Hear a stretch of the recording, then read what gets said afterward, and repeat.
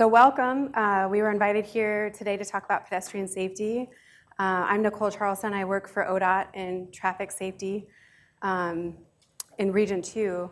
Region 2 is the northwest 10 counties of the state, and I cover about 25 different safety program areas, so they keep me really busy. Everything from impaired driving, speeding, bike and pedestrian safety, distracted driving, safety belts, car seats, work zone safety, you name it, driver safety related, I do it. So that's a little bit about me. And then we've also got Sergeant Huff Myers here today from OSP. Hello. I'll let you introduce yourself. I'm trying to get this microphone all squared away, but yeah, my name's Huff Meyer. I've worked for the state police for 22 years now. I'm currently assigned as the patrol sergeant here at the Capitol Mall, and I've worked, started out in Baker City for 3.5 years. Made a bad decision to come this way. No, I'm just kidding. A lot more rain over here, but worked out of Albany for 12 years, and then worked at OSU for 6 years.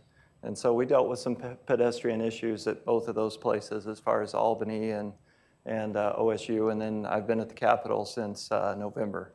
So it's a little bit about me. Good. Okay, well, Nicole's going to be mainly driving this car, so I'll just chime in once in a while, I guess. I like your right. analogy. Okay. So before we get started, I'd like to take a moment of silence in remembrance of those that have been killed in traffic crashes on Oregon streets.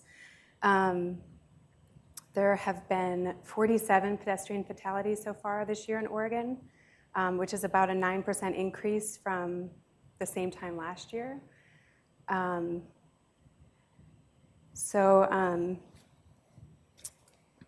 Please sit for a moment of silence and respect. We mourn the tragic lives of those lost, and our deepest sympathies go out to those family members and friends of those that have died.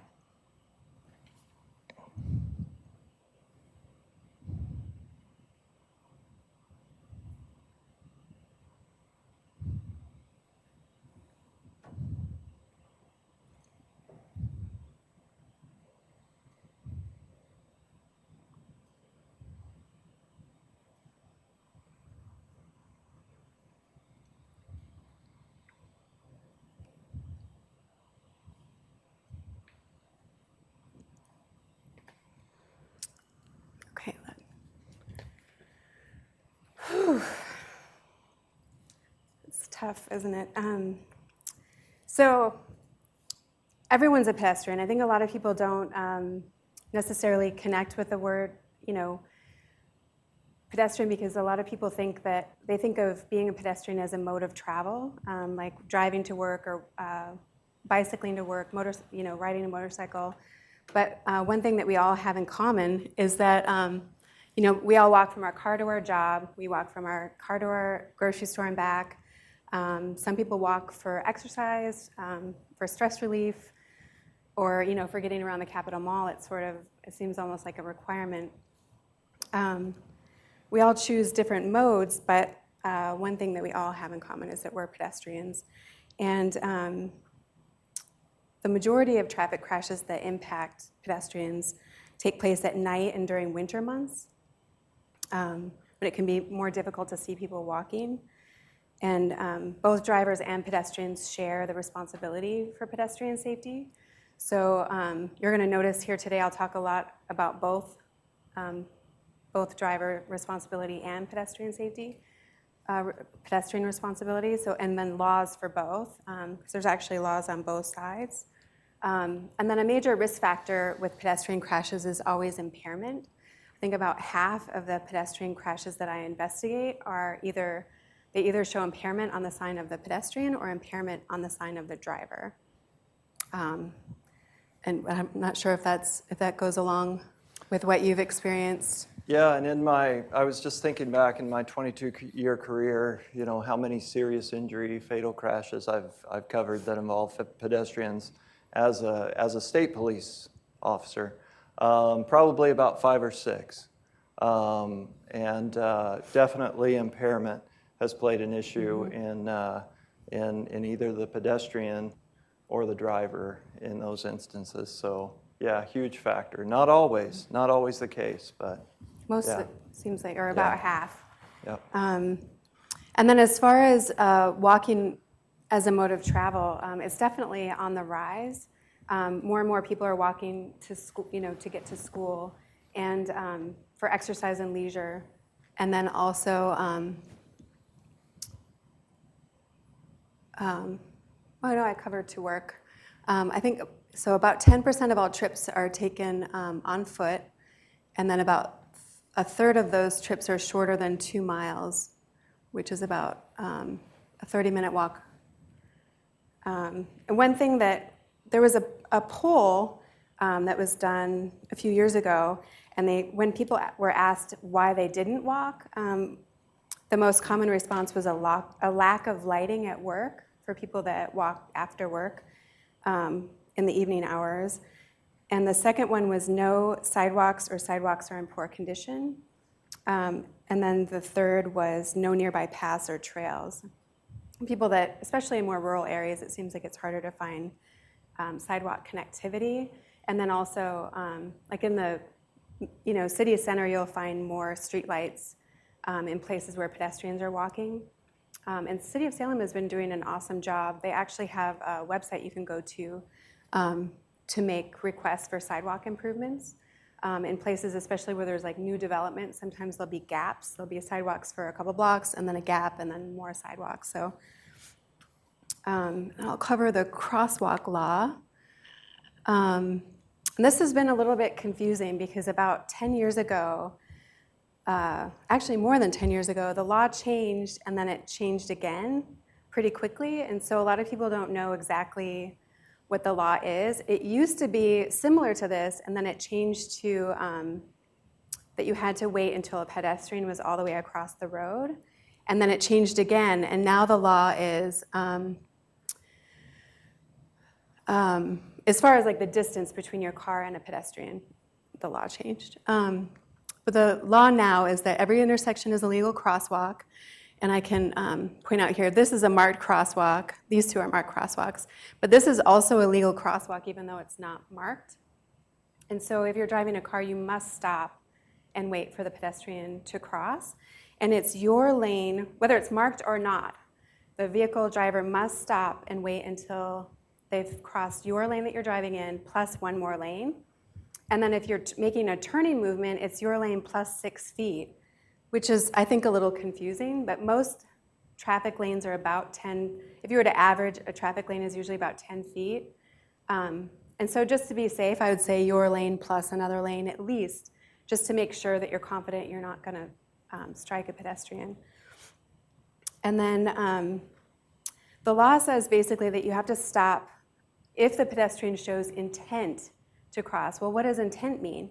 Intent means that any part or extension of the person, including any part of the pedestrian's body, like a foot or arm, wheelchair, cane, crutch, or bicycle, moves into the roadway showing that they're about to proceed into the intersection. So this happens regularly. It happened to me today. Mm-hmm. Coming to work. I'm not in a marked cross. I don't recognize I'll let you. the pedestrian very well. I'm not good at recognizing the fact that they're there. Right. I wouldn't, in my right mind, step 1 foot onto the pavement. I would stand at the corner, hoping people would stop. Mm-hmm. It's good to know that that I'm supposed to be doing that and be looking for that. But I guess I'm a little curious. How often do you actually cite that? Oh, you're asking me? Yeah. Okay. The question was, how often do you actually cite the driver for failure to yield? I wish more because You know, we pick and choose kind of what we have to do and what we need to respond to, what are our main duties. You know, here at the Capitol, a lot of it is involved, maybe somebody's exhibiting certain signs of distress, emotional distress. But yeah, this is definitely something that's on my radar as the patrol sergeant, that I would love to see troopers and myself start citing more vehicles for this around the Capitol. Not only cars, but also pedestrians at times. Maybe not necessarily citing, but warning, you know, kind of educating regarding the laws and things like that. So your question is a good one. Right now, not so much, because we are involved in other duties and things like that, but I wish more. I can't speak for Salem PD as far as I haven't been in this area very long, but I would suppose usually, unfortunately, what usually happens is when there's an incident and there's a crash, then it's a matter of trying to sort out, okay, who had the right of way, who followed the law, who did not, and so. What could the fact that you're required to, I think everything, right? The fact that you're required to make some sort of action showing you're going into the road, seems like that's problematic to me, to be able to cite it. Right. But what, you mentioned that sometimes it's pedestrian. So what are pedestrians, what's our responsibility as a pedestrian to do? That's coming up. Okay. Yeah, it can be really, and back to the comment that you made, it can be really hard to tell if they do have the intent to pass, or if they show intent to cross, because you know a lot of times bus stops are located right next to crosswalks, and there's a reason for that, because the crosswalk is put in a place where a lot of pedestrians cross, and bus stops are often where people cross. So I would say, I mean, my best advice to you is if you think there's a pedestrian that's going to cross, err on the side of caution and stop until you can. I mean, this happened to me this morning actually on State Street. There's construction going around the Capitol, and it's really difficult when somebody walks around the construction site to see if they're going across the crosswalk or if they're just going around the fence. And so I stop because you can't tell, you know, and the last thing you want to do is hit someone. That would be terrible. So before you move on from that slide, if you can go back a little bit. Yeah. The next one. Yeah. Okay, so here's a quiz for you, I guess, a question. Let's suppose this is not here, and this is out in front of the Capitol. This is the Capitol steps here. Is it legal for a person to cross from here to there when they have a crosswalk here and a crosswalk there, and there's not any traffic coming? Is it legal for a person to do that? I heard recently in Salem it's not illegal to jaywalk. So That's correct. Depends what city They you're kind of in. called me on this because I was new here, and we have people that come and demonstrate and protest, and they want to get from here to there, and they don't want to have to go around here. And if there's no traffic coming, they've challenged my authority. I've kind of encouraged them to go to the crosswalk, but they've said, and a lot of times they know the law a little better than we do sometimes. And Yeah. so I had to do some checking, and it is legal as long as you don't interfere with traffic. Is that your understanding as well? Yeah, and I have Yeah. that coming up in a couple slides, actually. It varies depending on the city ordinance. In some cities, jaywalking is illegal, and then in others, it's not. In Salem, in City of Salem, it's considered violating a traffic control device if you have a "Do Not Walk" sign in a crosswalk, in a traffic light. If you have the orange hand, then and you cross within the crosswalk, you'll get a ticket, citation for failure to obey a traffic control device, but it's not jaywalking in Salem. just walk 10 feet down the street and go across. I wouldn't suggest that. Yeah, I wouldn't suggest that. Let's see here. So I did want to cover, though, a couple other things that sometimes people mix up. We covered the law, but the second part of that law, there's some special circumstances. One is school crossing guards. Anytime a school crossing guard puts a flag out that tells you to stop, you must stop and stay stopped until that flag is raised. And same with the flagger. in a construction zone. And then blind pedestrians with a white cane or a guide dog will wear a vest that indicates that they're a guide dog. And if you have either of those things, it's not your lane and one more lane. You wait until the pedestrian is entirely across the intersection. And then also school buses, when their red lights are flashing. And in this case, it's traffic in both directions. And recently I've been getting a lot of complaints, and I'm sure I probably will again in September. People forget, and I think a lot of people they're not used to driving around school buses. You don't see them that often. And then all of a sudden you'll see a school bus with their red lights on and the stop indicator comes out. And people think that they only have to stop in that direction of traffic, but it's actually both ways. And the only exception is if there's a divided median. So a divided median is not a center turn lane. It's a median between both directions of traffic where there's a curb. So it has to be raised or it doesn't count. So in that case, you don't have to stop if there's a raised median. Oops.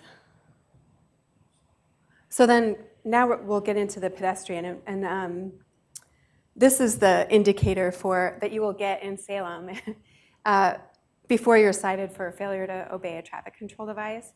And it's a Class D traffic violation, which the presumptive fine is about $115, but it can be anywhere up to $250. I'm not sure if there's a $5 bonus charge in Salem, but some cities and counties have a surcharge on top of that to help cover court costs. And then pedestrians can be charged with failure to yield to a vehicle if you suddenly move into the path of a vehicle in such a way that it's a hazard, or when crossing the roadway at any other point than a marked or unmarked crosswalk. So this is basically the jaywalking rule. So if as a pedestrian you create a hazard, and a vehicle has to veer out of your way or something like that, you can be cited throughout the whole state. And then there's also improper position or improper proceeding along a highway, which is when you have a usable sidewalk and instead you walk in the road in traffic. Although it's not illegal to do that if you don't impede traffic, don't create a hazard, if you post advance warning signs, so like if your car is disabled and you put out some kind of indication that you're out there, or if you have a permit, or if you wear high visibility safety apparel, so you try to if you make your best effort to warn drivers that you're out there. And of course, hitchhiking is another thing that's illegal for pedestrians. And the one time where pedestrians can walk on the side of the road without a sidewalk is if you have a disabled vehicle, then you have a good reason to be walking because you have no other option. I guess my take on that would be unlawful hitchhiking is against the law. But here in Oregon, in order to hitchhike, like say if you're out on I-5 and it's southbound, as long as you turn and face traffic and you stay to the far edge of the shoulder, you can hitchhike that way. And you got to kind of work your way backwards a little bit. But my understanding is as long as you're not impeding traffic. Yeah, as long as you're not impeding traffic, and as long as you're, if you're just hitchhiking and traffic is going this way, and don't have your face to traffic, then that's unlawful. Oh. Yeah. Okay, and then at a national level, I'll give kind of some data now. At a national level, a pedestrian was killed every 88 minutes. And then there's been kind of some national campaigns around pedestrian safety where they did road safety assessments in every state in the country. They called it Safer People, Safer Streets initiative. And the focus was was basically how to fund safety projects and enforcement and education campaigns that were effective at reducing pedestrian traffic fatalities. So, and it also looked at barriers to bike and ped networks. So, how to fund projects like sidewalk projects that would increase people walking and biking.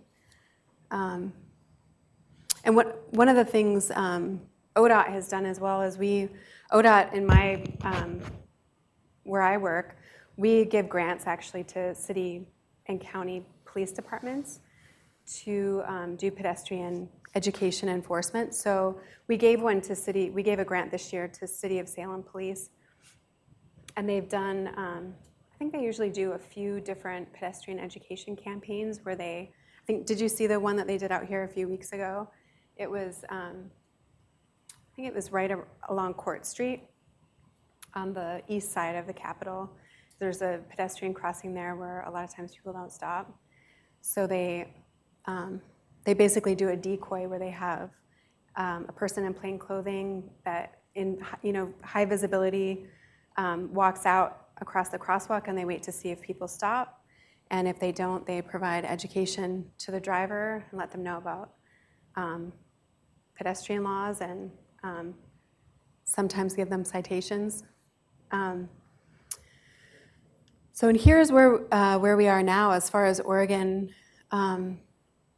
pedestrian fatalities.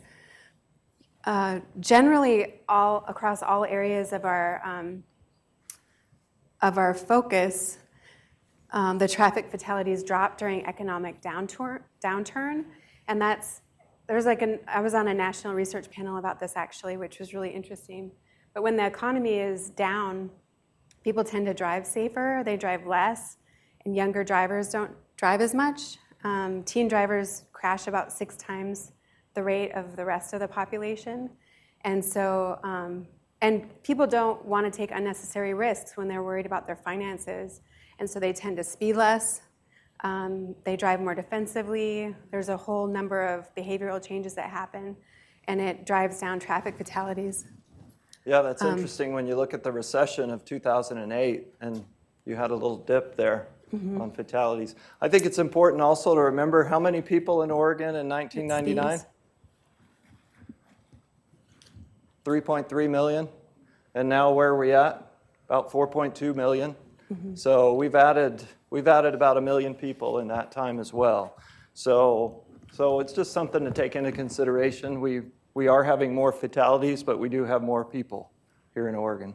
Yeah, our rate has actually steadily declined if you look at our population. We are doing better and better and building better, safer roads. So what does that tell you? It tells me that stiffer fines would do the trick. Not in all say cases. anything else? Not in all cases. There's definitely a correlation between crime, socioeconomics, and inequity and traffic crashes.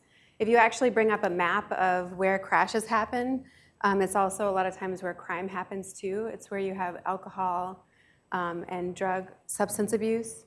And there's generally like a population of people that hit all the top 5 behavioral traffic problems. So, speeding, alcohol, drugs, distraction, and safety belts. And when you combine all of those factors, your risk of dying in a traffic crash is very high. So, Do citations mirror in any way that graph? That's a good question. they I don't do. know. Yeah, they do actually. Do The more we've looked at this data, and generally, the more officers there are per capita, the lower traffic crashes and traffic injuries in particular. And Oregon has a really not great history with this. We have, I can't remember the numbers exactly, but I think it's like a third as many OSP troopers than we did, was it 15 years ago? Yeah, I think, as I think back to my career in 1999, working out of Albany, I started in 97. So 99, 2000 out of Albany, we had about 14 to 16 troopers when I arrived. When I left and went to, let's see, when did I leave? Right around maybe here, something like that. we had like 7. And so, our numbers were dramatically down. So as far as Oregon goes, generally we're either last in the nation or next to second the to last last. as far as rate of police officers to population. And that's something that the legislature has been working hard to change. So we have gotten some good funding lately, and we are actively looking at putting more troopers out there. There is definitely a direct correlation between, your driving behavior when you think that you might get caught for doing something illegal or unsafe, and then your driver behavior when you think, I never see, officers on the road. And that's why ODOT gives a lot of funding for overtime enforcement for police agencies to do safety enforcement. So we do speed, occupant protection for safety belts and car seats. We do click it or ticket. That's what I just said. And then distracted driving. There's a whole number of different things that we do, and we target it specifically to locations where we think those things are happening the most. So we can try to, like for instance, if we see a lot of speed-related crashes in one particular highway, we'll give grants to local police departments to go out there and do speed enforcement right there so that when people see a patrol car, they slow down. Yeah, I think Oregon is recognizing we need more officers out there. Here at the Capitol, we used to have 8, now we have 16. So we have 2 sergeants, 16 troopers that are assigned to the Capitol building and also all of these buildings throughout the Capitol Mall area. Well, this was before. This was a couple of years before, but yeah, we do have increased patrols when we do have a legislator there. Just one second. He threatened, when he was Republican, The one that and he took off. threatened, because there's a law that says that the police will come get him to bring him to work. And he said, you better bring a, He said, okay, I know, person that wasn't there. I know which one it is, okay. and rightfully so, They did. slapped. I hope they kicked him too. Well, just to give you an idea where Marion County falls as far as pedestrian fatalities, they traditionally are ranked in the top 4 or 5, tied with Lane County last year at 7 fatalities, pedestrian fatalities. And so far this year, there's been 4 pedestrian fatalities in Marion County. And I can give you a little bit of, this is all of Salem-Keizer during a 5-year period. The red crashes are fatal crashes. Orange are serious injury, and then down to blue, which you don't usually see a lot of. These are all crashes involving pedestrians, but typically with pedestrian crashes, there tends to be a higher injury just because your body doesn't have a lot of protection against a car, a car. And the most common pedestrian errors in these crashes were crossing between intersections or jaywalking, standing or lying in the roadway, and a lot of those were impaired pedestrian crashes where the pedestrian was either passed out in the roadway or, out of it in some way or another and just kind of standing in the middle of the road. And the third was did not have the right-of-way and disregarded a traffic signal. And then the top driver error in pedestrian-involved crashes was failure to yield the right-of-way to the pedestrian, which you would expect. These are just the serious injury and fatal pedestrian crashes during those 5 years, and then this is zoomed into the Capitol Mall. We don't have the most recent data on our map just because it takes a while for us to do Q&A on the data and make sure that there's not irregularities. Every once in a while, our crash data comes in very late. Someone will be in the hospital for a long time, or there'll be a court hearing or crime investigation, and so those get delayed before they get sent to us. For instance, if a driver gets charged with vehicular manslaughter, in those cases, then sometimes we don't get the data for quite a long time. And And then, of course, sometimes the location data isn't that great. We get some crashes that end up in the middle of the ocean, and we know that, then we have to investigate those and see where they actually occurred. Did those previous slides, is that surprising to you all? Yeah, it's surprising to me as well. I mean, even though I'm an officer and I've covered some of these crashes, I think every teenager, new driver should see that last slide, as far as actually what's going on out there. Is this public? I Yeah. think they have driver safety website. Yeah. And then both of these pedestrian fatalities that happened during that 5-year period were impaired related. One was alcohol related and one was drug related. And I wanted to get into a little bit of the education that we've been doing.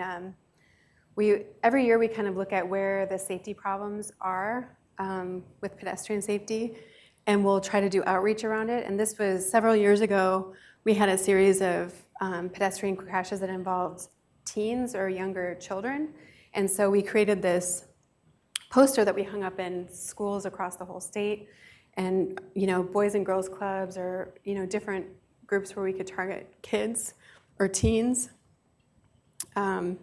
The main focus was to walk on the shoulder, or to walk on the sidewalk facing traffic, so that when vehicles are turning, you can see, because we were having a lot of crashes where there's turning movements. And then both drivers and pedestrians to ditch the distractions, because when your head's in a phone, or you have your earbuds on, then you're not listening to traffic and paying attention. And then cross at corners and cross with caution, and watch for, like I said, watch for turning vehicles. And then be clear to drivers, make eye contact to make sure that they see you, make sure that they're not, in your blind spot. And then it's tough though, because we did like a project with OSU, Oregon State University. They have a driver simulation machine, and they found that a pretty high number of people that are driving, they do this thing called, and the technical term is look but did not see, and they'll actually look right through you and have no idea you're there. And it's not necessarily related to impairment. It's just your brain can only do one thing cognitively at a time. And if you're thinking about your shopping list and what you are doing at work, or what you've got going on at home after work, you're not necessarily seeing what you're looking at. And the tough thing is you don't know what you missed. So I don't know if you've ever done that, but every once in a while you'll drive through an intersection, you're like, was that light red? Did I really look at the light, or did I really look to see if there was a pedestrian waiting to cross? Yeah, my wife and I just had a close call in Corvallis. I was off duty at the time, and I was the passenger, the front seat passenger. She was the driver. And 9th Street in Corvallis, which is a pretty busy street, but you do have some pedestrians at times. And we're just going along, and I like what you said about your brain can only do one thing at a time. We were wanting to turn into Key Bank there, but as we looked ahead, there was kind of a line of cars that was sort of backing up in the turn lane. And our attention went to that line of cars of where are we going to be able to kind of, get in that middle turn lane.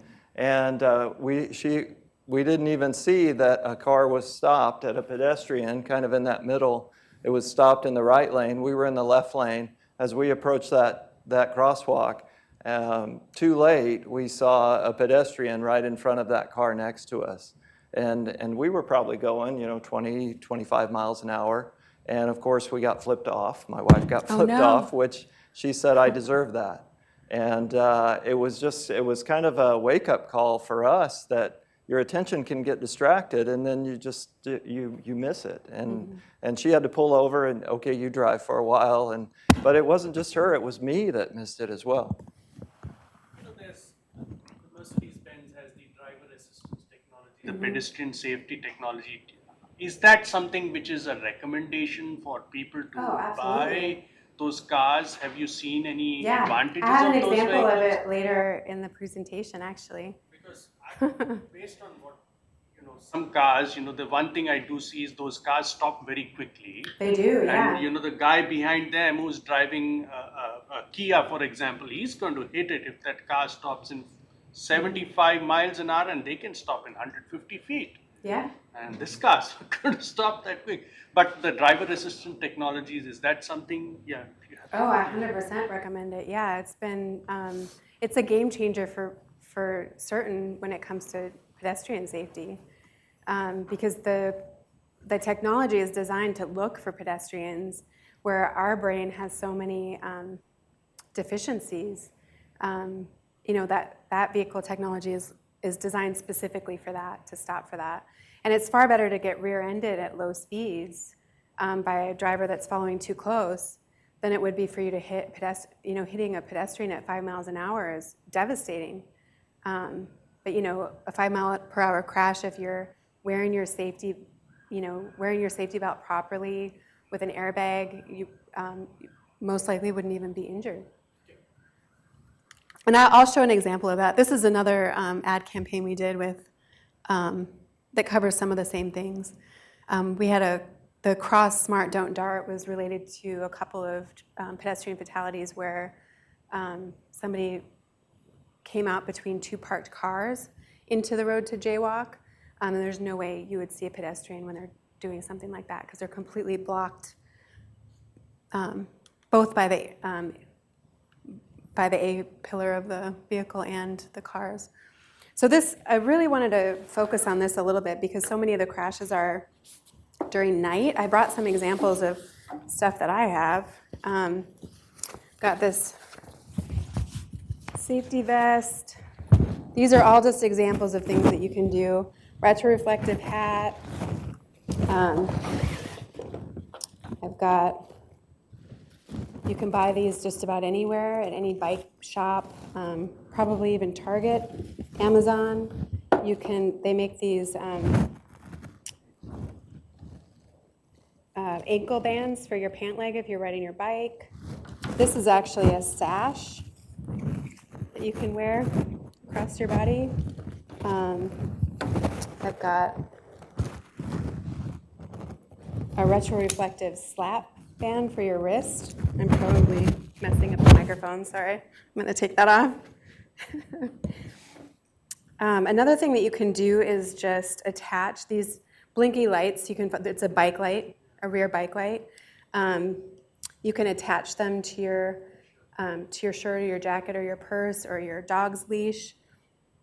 And then, obviously make sure that you place them so that, when you're facing traffic, you'd want it on the right side of your body so that any vehicle passing you would see you or see the light. And then this is another thing I found. Oh gosh, I did it again. Sorry, guys. The microphone. It's got some strips of reflectivity along the bottom. And then I think I placed a couple of examples back there, but my shoelaces are retroreflective.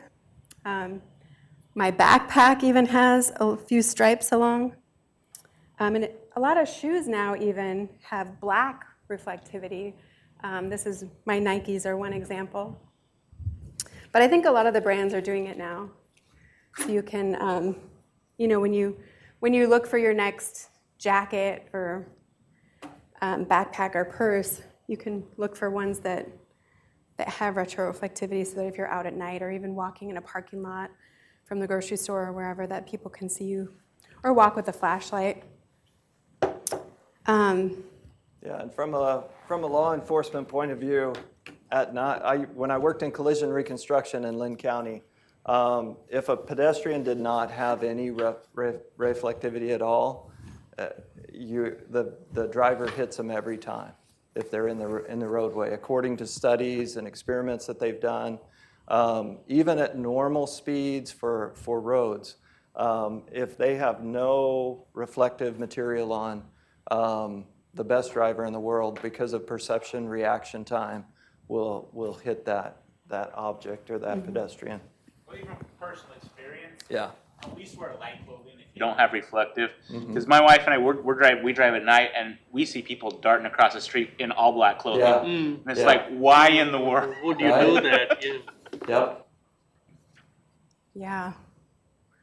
Okay, so I think we've covered most of these tips to, ditch the distractions.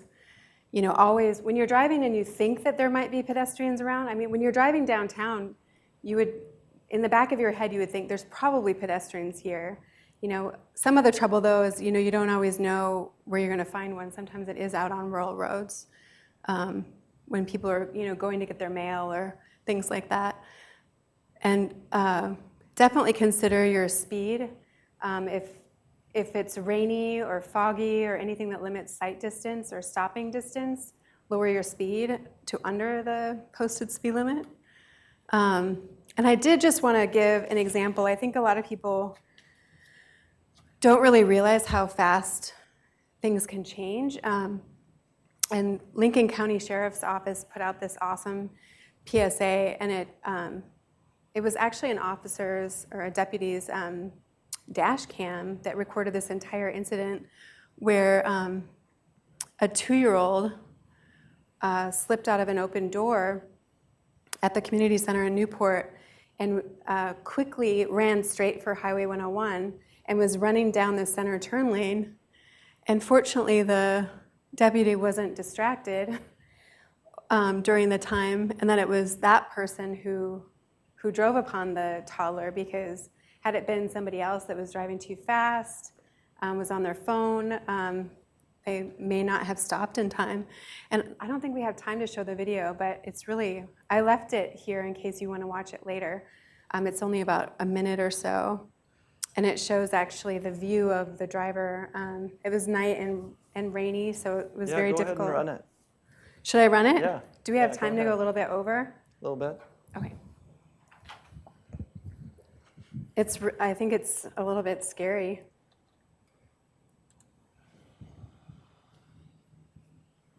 Hello, I'm Lieutenant Curtis Landers with a public safety message. Can you hear it?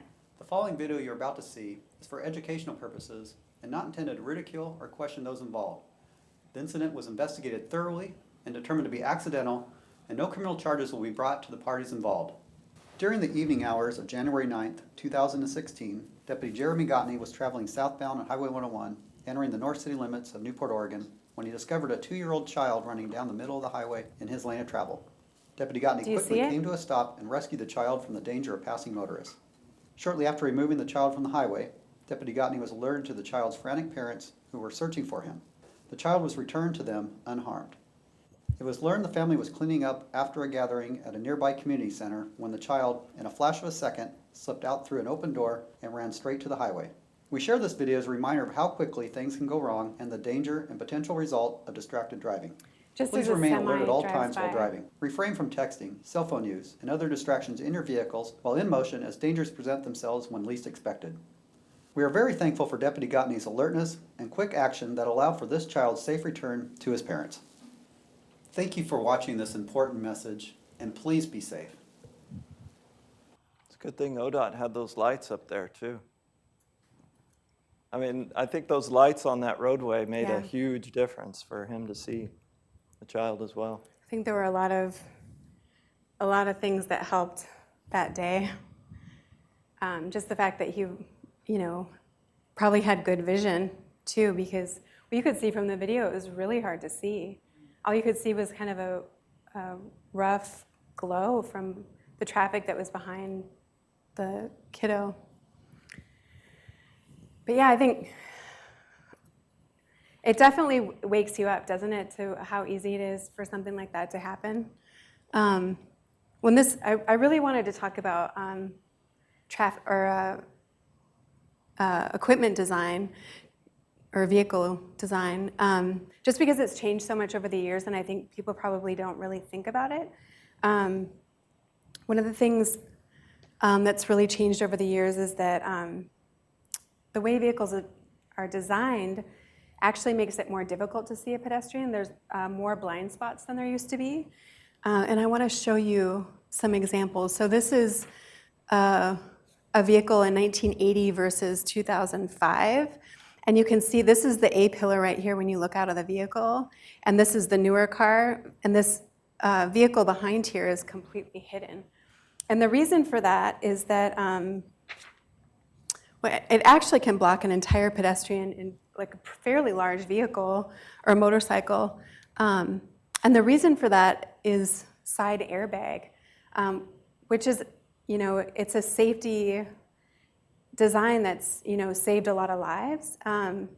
Any kind of side impact or kind of off-center impact to a vehicle, this airbag design really saves lives. And they've actually changed the entire crumple zone in vehicles so that when you're in a crash, the cage protects your body better. But the design of the A-pillar makes it difficult to see pedestrians. So I would take a moment, and here's another example where a motorcyclist is completely hidden behind that A-pillar. So I would take a moment if you're in, especially if you're in a new vehicle, but even if you're in the vehicle that you drive all the time, to kind of, if you're making a turn or you're in a place where you think pedestrians might be, to continually be kind of moving your head around to see if there is somebody hidden behind that A-pillar, because it happens so often. And it's, I think, a big reason why we see so many right and left turn crashes with pedestrians, because when they're just starting to come across the street, they're completely hidden by the A-pillar. And this is that technology that I was telling you about. Some of the new vehicles that are going to be coming out will have, this is basically a picture video, a live streaming video of what's behind. The A-pillar is still there, the airbag is still there, but it shows what's behind that. And then that coupled with the automatic braking, I think will make a huge difference.